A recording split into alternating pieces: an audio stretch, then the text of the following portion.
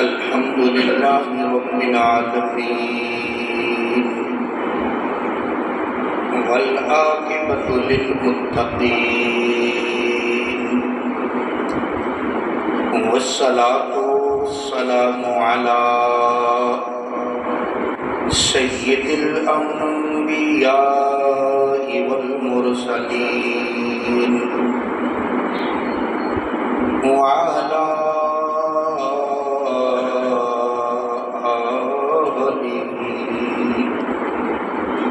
وأصحابه أجمعين أما بعد فأعوذ بالله من الشيطان الرجيم بسم الله الرحمن الرحيم وبالوالدين إحسانا صدق الله مولانا العظيم وبلغنا رسوله النبي الأمين الكريم ونحن على ذلك لمن الشاهدين والشاكرين والحمد لله رب العالمين. بڑی محبت سے درود و سلام. الصلاۃ والسلام علیک یا سیدی یا رسول اللہ وعلی آلک و اصحابک سیدی یا حبیب اللہ. الصلاۃ والسلام علیک یا امام الانبیاء والمرسلین وعلی آلک و اصحابک یا جد الحسن والحسین. گرامی قدر معزز سامعین اور حاضران، یہ ماہ شوال مکرم کا پہلا جمعہ ہے. اللہ تعالیٰ میری اور آپ سب کی حاضری فرمائے.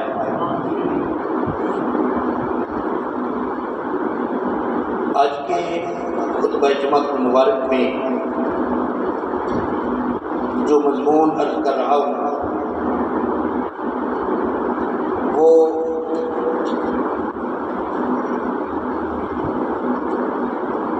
جب میں نے فضائل رمضان پر جمعہ پڑھایا تھا تو ایک حدیث پاک میں نے آپ سے عرض کی تھی کہ نبی پاک علیہ السلام جب منبر پہ جلوہ گر ہونے لگے 3 مرتبہ فرمایا آمین آمین آمین.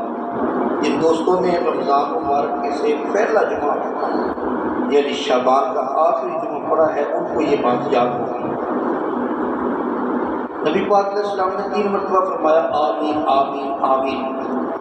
صحابہ نے عرض کیا یا رسول اللہ آپ نے پہلے کبھی ایسے نہیں فرمایا.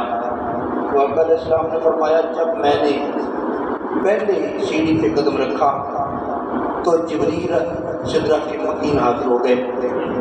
انہوں نے دعا مانگی یا اللہ بعودا وہ آدمی اللہ کی رحمت سے دور کر دیا جائے، تباہ و برباد کر دیا جائے جو آدمی رمضان کا مہینہ پائے اور اپنے گناہوں کی بخشش نہ کروا سکے، جنت حاصل نہ کر سکے.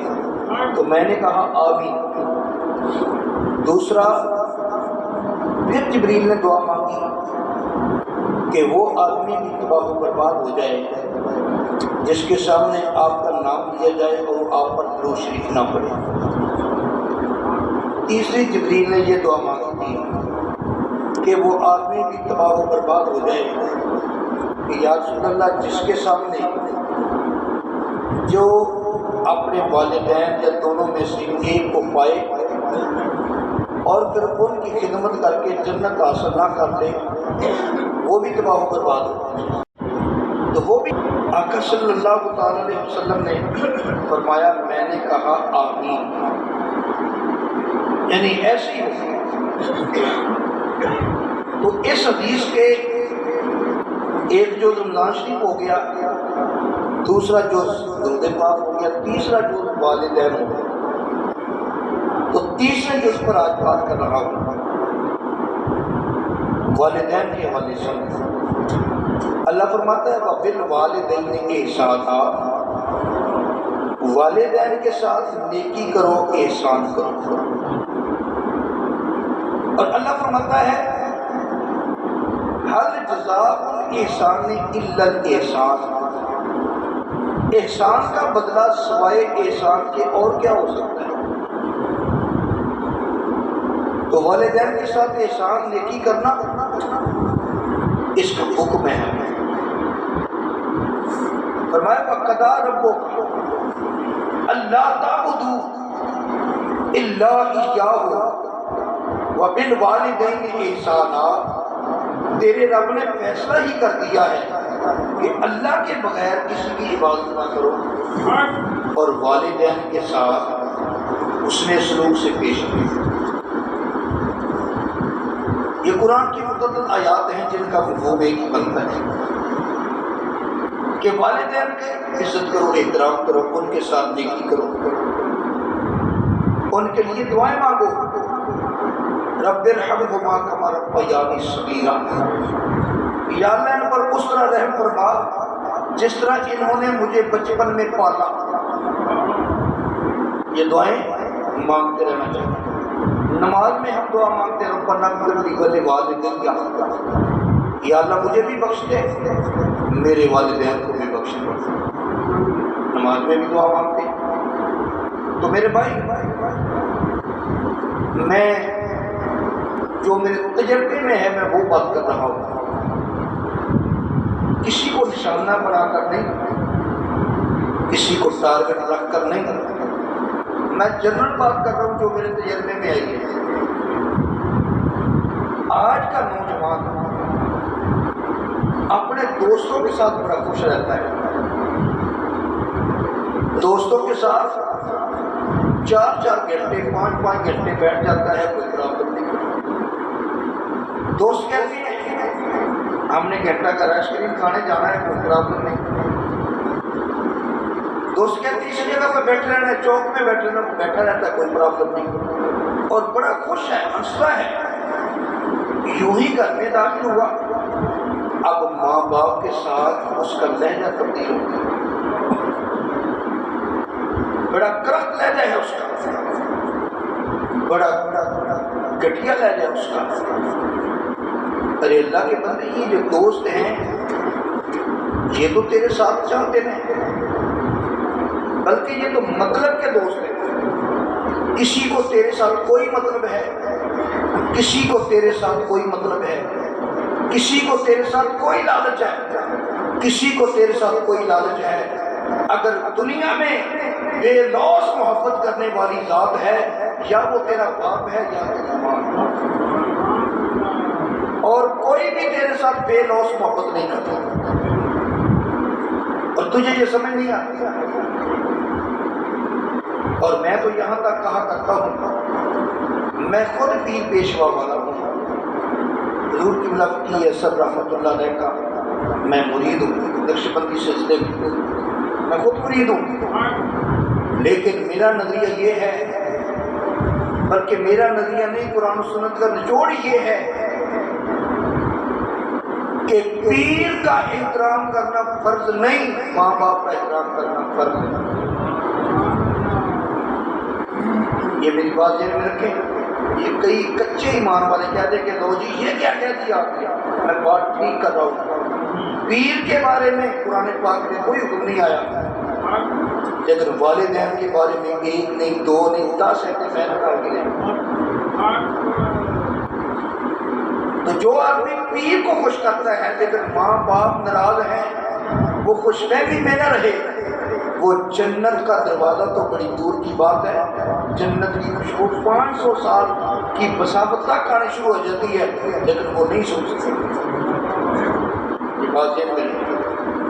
اے میرے نوجوان دوست جن کے والدین زندہ ہیں، میں آپ کے دل و دماغ میں دستک دے رہا ہوں، کل قیامت کے دن تو یہ نہیں کہہ سکتا میری کسی نے توجہ نہیں کروائی۔ دیکھ، جب تو ماں باپ کا دل دکھاتا ہے تیری نماز کیا کرے گا، تیرا روزہ کیا کرے گا، تیرا حج تیری زکات کیا کرے گی؟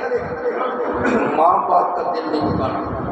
یاد رکھیے نبی پاک علیہ السلام نے فرمایا کوئی آپ کی ماں باپ کو اتنا ستائے کہ ان کی آنکھوں سے آنسو آ جائے، ان کو اس کے دل دکھانے کی وجہ سے ماں باپ رو پڑے، وہ کبھی جنت میں جائے نہیں۔ آقا علیہ السلام نے فرمایا کتنے وہ بدبخت لوگ ہیں جو ماں باپ کو گالیاں دیتے ہیں، برا کہتے ہیں۔ صحابہ حیران ہو گئے، یا رسول اللہ ماں باپ کو کیوں گالی دے سکتا ہے؟ فرمایا جب کوئی کسی کے ماں باپ کو گالی دے، اس کے جواب میں اگلا اس کے ماں باپ کو گالی دے، گویا کہ خود ہی اس نے اپنے ماں باپ کو گالی دی۔ کبھی ہم نے سوچی یہ بات؟ میرا پروگراموں پہ جانے کا اتفاق ہوتا رہتا ہے، کئی لوگ مجھ سے ٹائم دیتے ہیں کہ ہمیں جلسہ کرنا ہے، میلاد کی محفل کرنی ہے، سچی بات کر رہا ہوں۔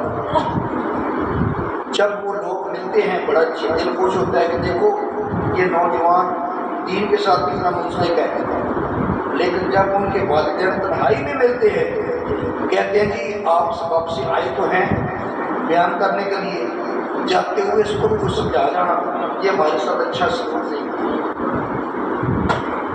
والدین تنہائی میں مل کر کہتے ہیں، اور اکثر جگہ ایسا ہوتا ہے جب جلسے پہ جاتے ہیں تو وہ کہتے ہیں جی ذرا یہ میری والدہ کہتی ہے میں نے ملنا ہے آپ سے، اچھا مل لے، اور وہ رو کر کہتی ہے کہ یہ جو میرا بیٹا ہے نا ہم اس سے بہت کام لیں، تو مجھے بتا ایسے بیٹے کو محفلیں کرانے کا کیا فائدہ ہے؟ کوئی فائدہ؟ میں کہتا ہوں نہ کروائے، اگر ایسی محفلیں کروانی ہے نہ کروا، تیری ان محفلوں کی نہ اللہ کو ضرورت ہے نہ رسول اللہ کو ضرورت ہے، تیرے اعتکاف کی، تیرے روزے کی، تیرے نمازوں کی میرے اللہ کو کوئی ضرورت نہیں اگر تو اپنے ماں باپ کے ساتھ اچھا سلوک نہیں کرتا۔ یہ بات یاد رکھیں، ایسے ایسے مفکر، ایسے ایسے سکالر فیس بک پہ آگے جو کہتے ہیں ماں کو کچھ ہے کوئی نہیں، میں کہتا ہوں قرآن کو کہتا ہے بڑی شے ہے، تم کہتے ہو شے ہی کوئی نہیں، اب تیری مانیں کہ قرآن کی مانیں؟ آئیے آقا علیہ السلام کی چند حدیثیں بھی پڑھتے ہیں، اور حدیث بھی بخاری شریف کی ہے، کتاب الادب میں۔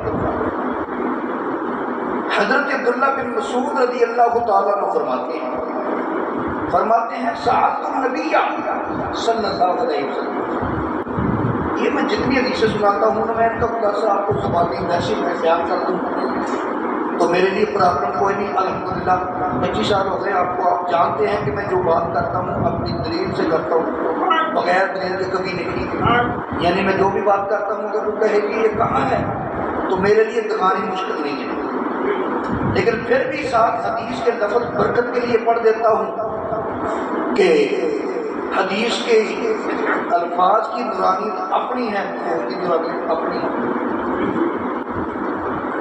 تو عبداللہ بن مسعود فرماتے ہیں سألت النبی صلی اللہ علیہ وسلم، میں نے نبی اکرم صلی اللہ تعالی علیہ وسلم سے سوال کیا ای العمل احب الی اللہ، یا رسول اللہ اللہ کی نزدیک سب سے پسندیدہ عمل کون سے ہیں؟ کون سے عمل ہیں جو اللہ پسند کرتا ہے؟ میرے نبی نے فرمایا الصلاۃ علی وقتہا، نماز کو اس کے وقت پر ادا کرنا۔ پھر کہتے ہیں ثم ایون، آقا اس کے بعد قال ثم بر الوالدین، ماں باپ کے ساتھ نیکی کرنا۔ ثم ایون، آقا پھر فرمایا الجہاد فی سبیل اللہ، اللہ کی راہ میں جہاد کرنا۔ یہ 3 کام اللہ کو پسند ہیں، پہلے نماز کو وقت پر پڑھنا، ماں باپ کے ساتھ نیکی کرنا، جہاد اللہ کی راہ میں کرنا۔ جہاد کا جب وقت آئے گا وہ دیکھا جائے گا، لیکن ماں باپ کا کوئی حساب نہیں ہوگا۔ اور حدیث میں ایسا موقع بھی آیا، ماں باپ کی وجہ سے اللہ کے نبی نے جہاد کرنے والے کو جہاد سے واپس کر دیا، اور میں جہاد رہنے دو ماں باپ کی، یہ بھی ہے۔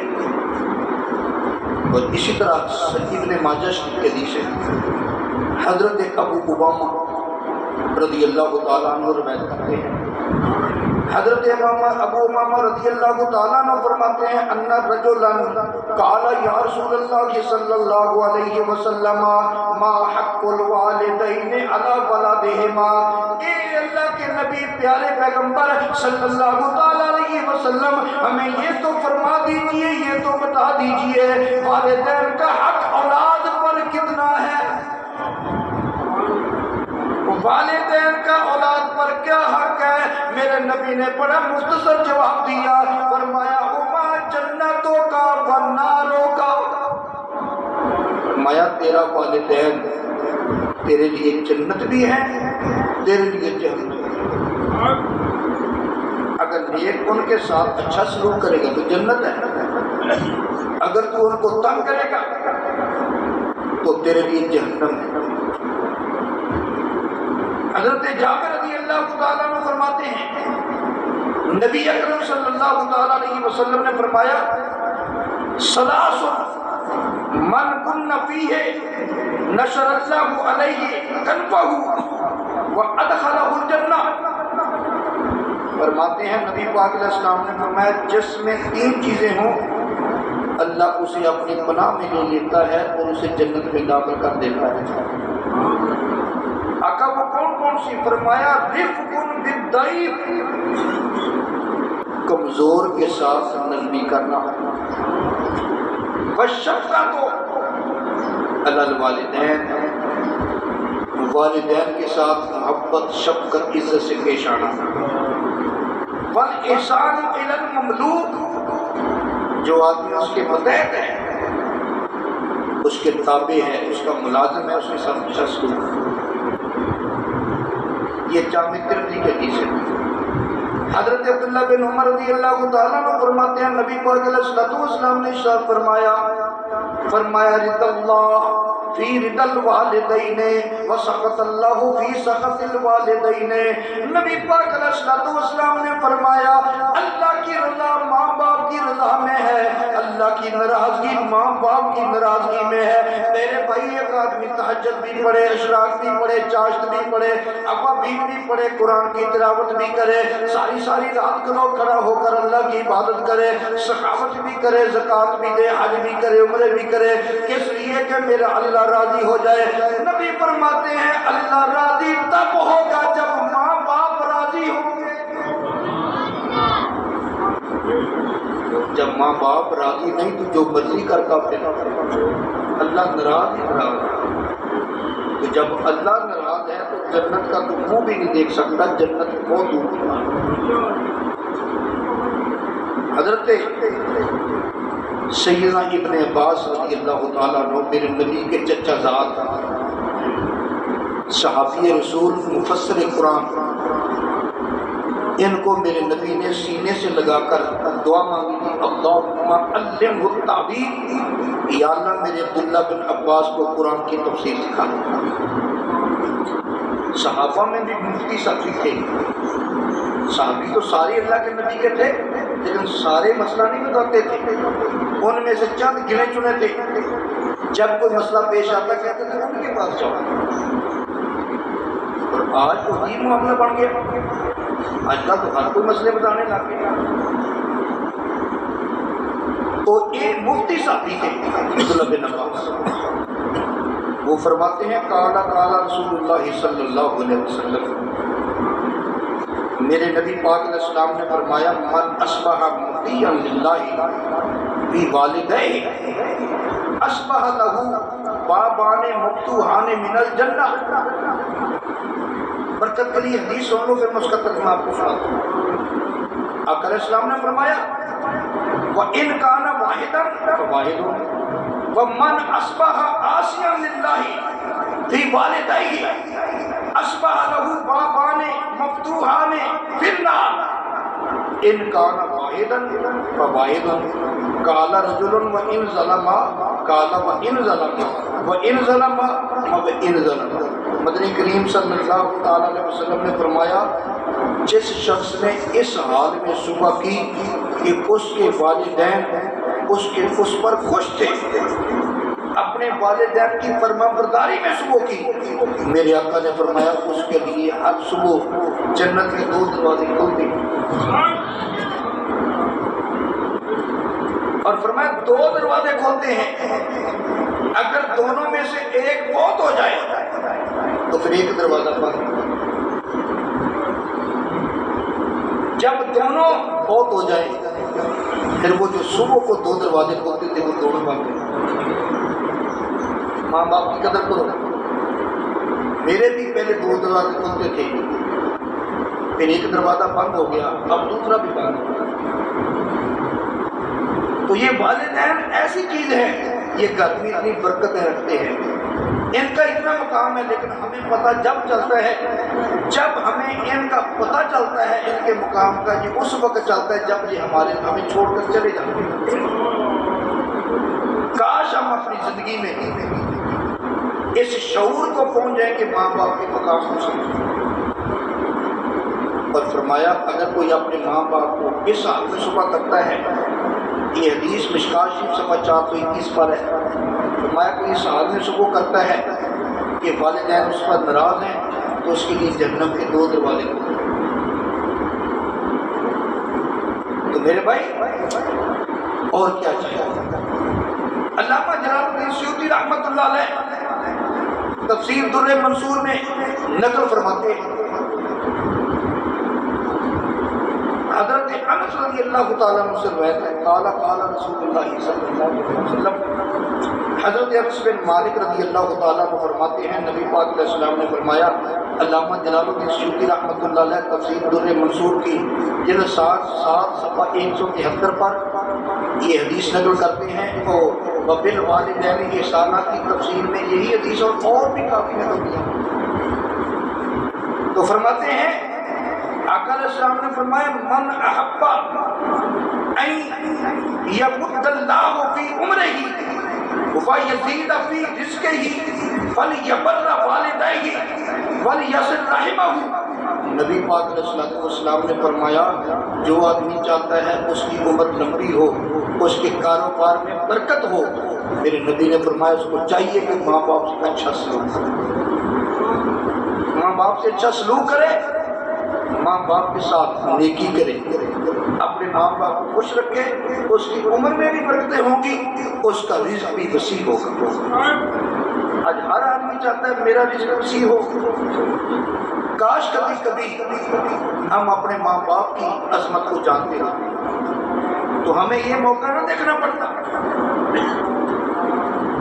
جب چلے جاتے ہیں بعض لوگ ایک جملہ بولتے ہیں، کہتے ہیں جی کوئی بات نہیں بہت ہو گئی تو پھر کیا ہوا، کام بھی رکتے ہیں، کام تو نہیں رکتے، لیکن اللہ کی قسم ہے قیامت تک ان کی کبھی پوری نہیں ہوتی۔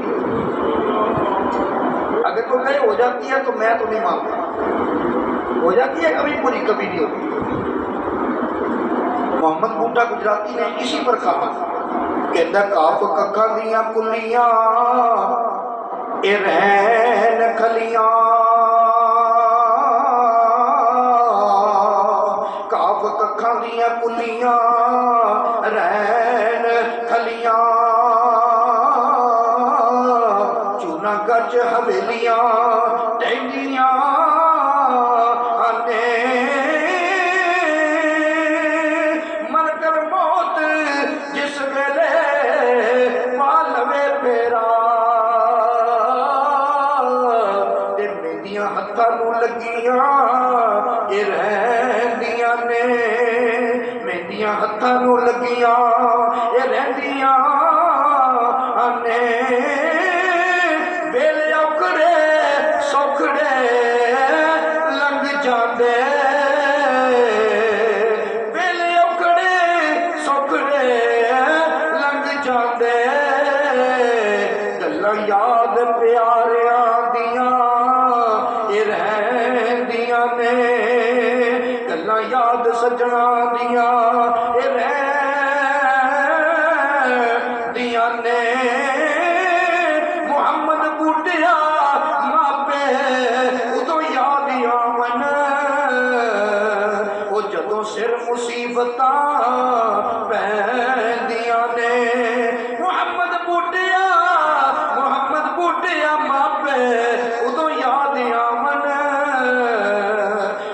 سر مصیبتاں اے پیندیاں نے نعرہ تکبیر، نعرہ رسالت، نعرہ حیدری، نعرہ غوثیہ، تاجدار ختم نبوت، تاجدار ختم نبوت، تاجدار ختم نبوت۔ تو گزارش یہ ہے کہ ہمیں ان کی قدر نہیں۔ آئیے ایک اور حدیث مشکاہ شریف کی اسی سبب 421 سے پڑھ رہا ہوں۔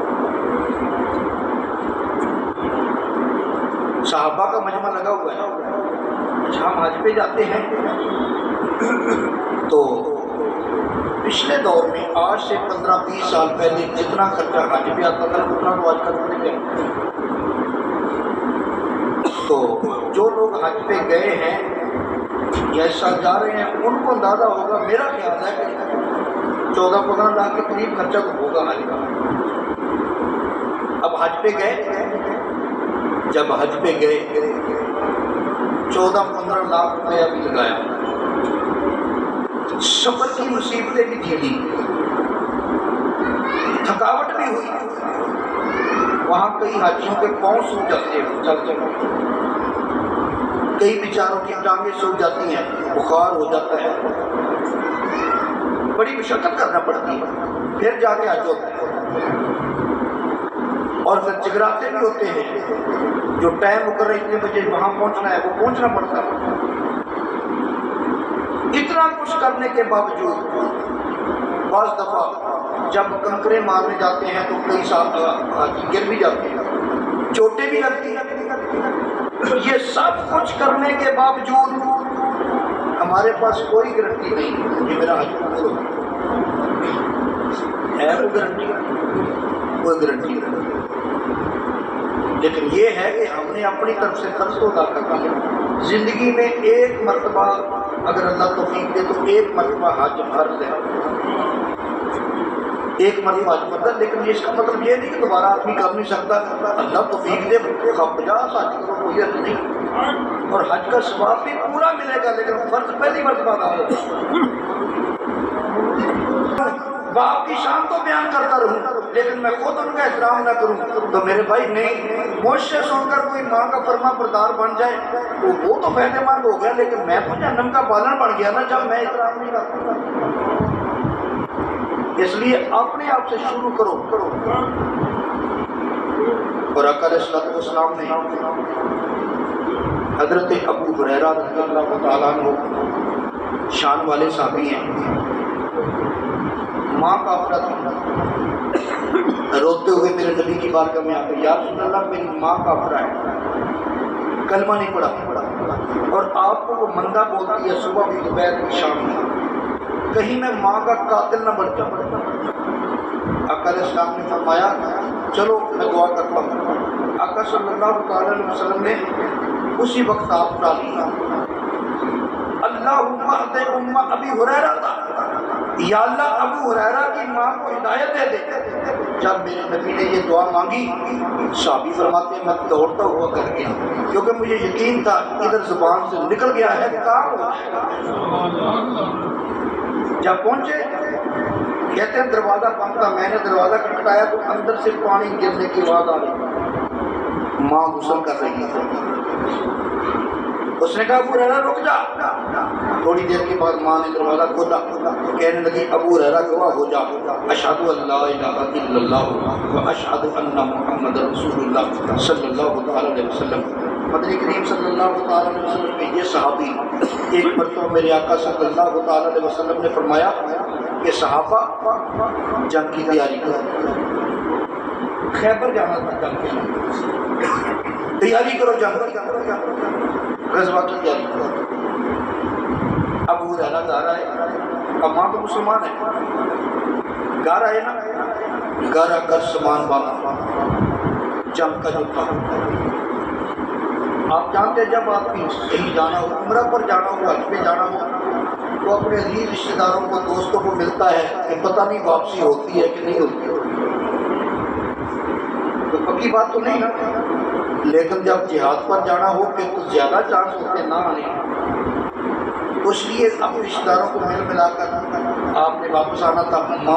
ماں نے کہا بیٹا جہاد پر نہ جا، میں بوڑھی ہوں، مجھے پانی پلانے والا کوئی نہیں، مجھے سنبھالنے والا پیچھے کوئی نہیں، نہ جا۔ فرمایا امی ایک طرف تو ہے، ایک طرف امام الانبیاء کا حکم ہے، تیرا حکم ٹکرایا جا سکتا ہے، نبیوں کے امام کا حکم ٹکرایا نہیں جا سکتا۔ انہوں نے اعلان کر دیا جہاد پر جاؤ، اب جہاد مجھ پہ فرض ہو گیا، میں جا رہا ہوں، جانا ہے۔ ماں نے کہا میں تمہیں دودھ کا واسطہ دیتی ہوں، کہنے لگا نہیں میں نے جانا ہے۔ جب نہ ہی رکا، یہ ملنے کے لیے چلے گئے، ماں چپکے سے نبی پاک کے پاس یا رسول اللہ ابو ہریرہ کو میں نے بڑا روکا، بوڑھی ہوں، میرے پاس کوئی نہیں، اگر وہ چلا جائے میرے پاس ہی کوئی نہیں، میں کیا کروں؟ نبی پاک علیہ الصلوۃ والسلام نے فرمایا تم آرام سے گھر چلے جاؤ، تمہارا کام ہو جائے گا۔ ابو ہریرہ دوست احباب سے مل ملا کر گھر آئے، وہ گٹھی سامان کی اٹھائی، نبی علیہ السلام جہاں جمع کر رہے تھے صحابہ کو وہاں پہنچے، جا کے سلام کیا، میرے آقا علیہ السلام نے چہرہ انور دوسری طرف پھیر دیا۔ جب میرے نبی چہرہ انور پھیر لے، یہ علامت ہوتی تھی اس بات کی کہ یہ نبی علیہ السلام اس سے کسی وجہ سے ناراض ہے، میرے آقا کو اس پر کوئی ناراضگی ہے۔ حضرت ابو ہریرہ رضی اللہ تعالیٰ عنہ پریشان ہو گئے، ہاتھ باندھ کے کھڑے ہو گئے، یا رسول اللہ صلی اللہ تعالیٰ علیہ وسلم آقا مجھ سے غلطی کیا ہوئی، میرا قصور کیا ہے، میرا جرم کیا ہے؟ میرے کملی والے آقا صلی اللہ تعالیٰ علیہ وسلم نے فرمایا کیا جب تو تیاری کرنے لگا تھا آنے کے لیے تیری ماں نے منع کیا تھا کہ نہیں؟ آقا کیا تھا، اس نے دودھ کا واسطہ بھی دیا تھا جو تجھے پیارا پلایا تھا، ہاں آقا دیا تھا۔ فرمایا پھر تو نے کیوں نہیں مانا؟ میرے آقا علیہ السلام نے فرمایا میں تجھے جہاد پہ جانے کی اجازت نہیں دیتا، چل اپنا سامان اٹھا واپس اپنی ماں کی خدمت کر، جا کے اپنی ماں کی خدمت کر، اس کے اندر ہی تیرا جہاد ہے۔ اب جہاد کرنے والے مجاہد کی شان کیا ہے؟ قرآن پاک کہتا ہے مجاہد بیٹھا گھوڑے پر، گھوڑے کی جب وہ زمین پر پاؤں لگا زور سے ٹکرایا پتھر پر، اسے جو چنگاری نکلی، اللہ اس کی بھی قسم بیان کرتا ہے۔ تو میرے بھائی لیکن میرے نبی نے فرمایا واپس چلا جا کے ماں کی خدمت کر، اس کی خدمت نہیں تیرا جہاد ہے، میں تجھے جہاد پہ جانے کی اجازت نہیں دیتا۔ ابو ہریرہ فرماتے ہیں 2 سال تک اس کے بعد میری ماں زندہ رہی، میں 2 سال کوئی لمبا سفر نہیں کرا، میں ماں کی خدمت میں رہا 2 سال تک، میں ماں کی خدمت میں رہا۔ تو بھائی یہ جہاد، یہ حج، یہ زکوٰۃ، یہ سب چیزیں بعد میں ہیں، پہلے تیرا ماں باپ ہے، ماں باپ کو راضی کر۔ میرے آقا علیہ السلام نے فرمایا ماں باپ کو خوش کرو۔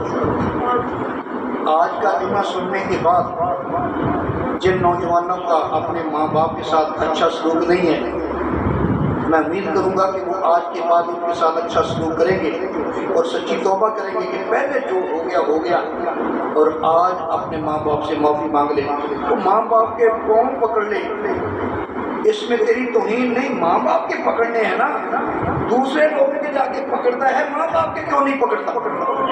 اور جو آدمی ماں باپ کے پاؤں پکڑتا ہے اس کو کسی اور کے پکڑنے نہیں پڑتے، اور جو ماں باپ کے پاؤں نہیں پکڑتا ان کو ناراض کرتا ہے، دنیا میں ہر ایک کے پاؤں پکڑتا ہے۔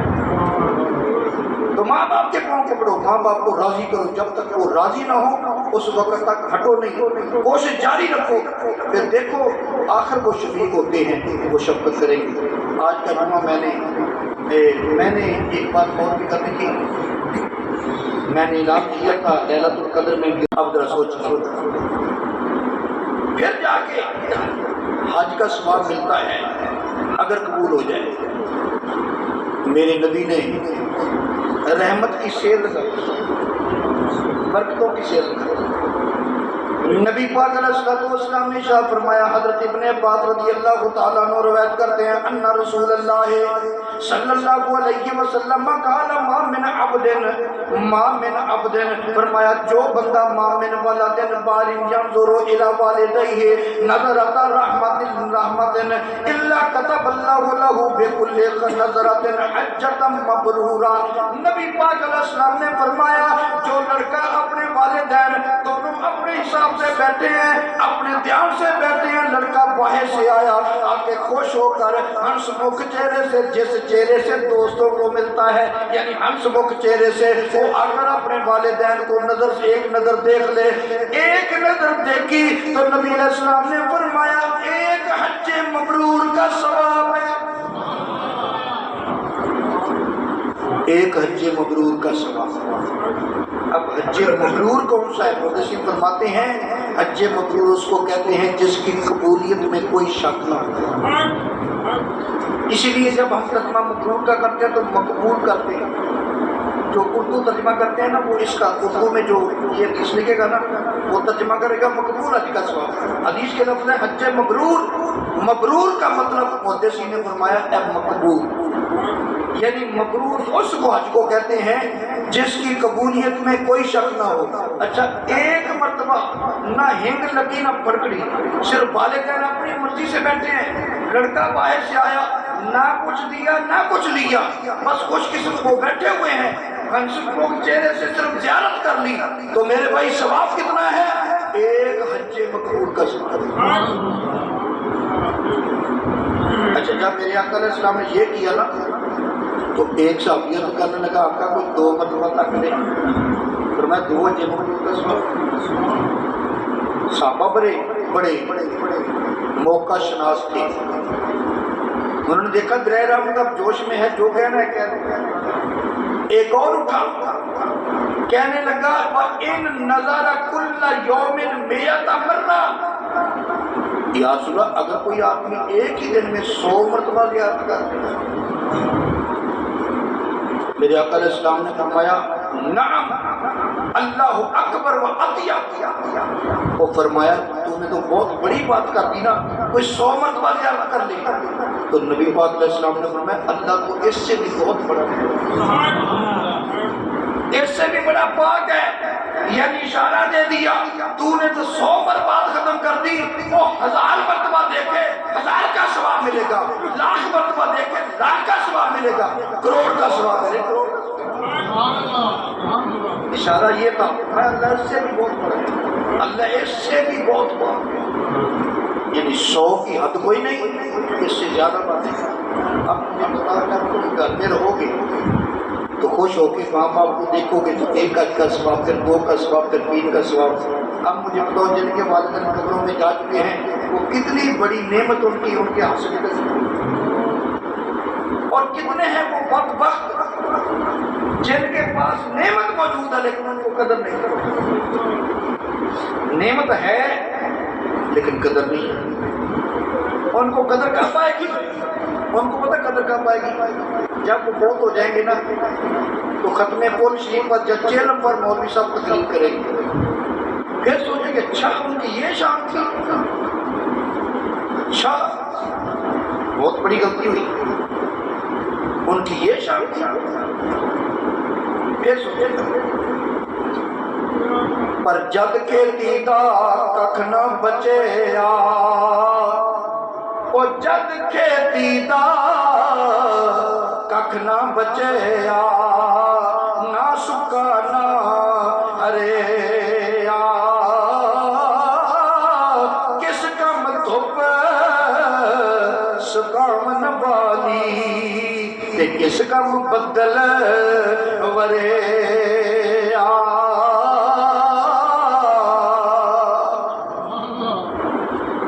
اچھا والدین میں دونوں میں سے ماں کا احترام، ماں کا مقام زیادہ ہے، باپ سے ماں کا مقام زیادہ ہے۔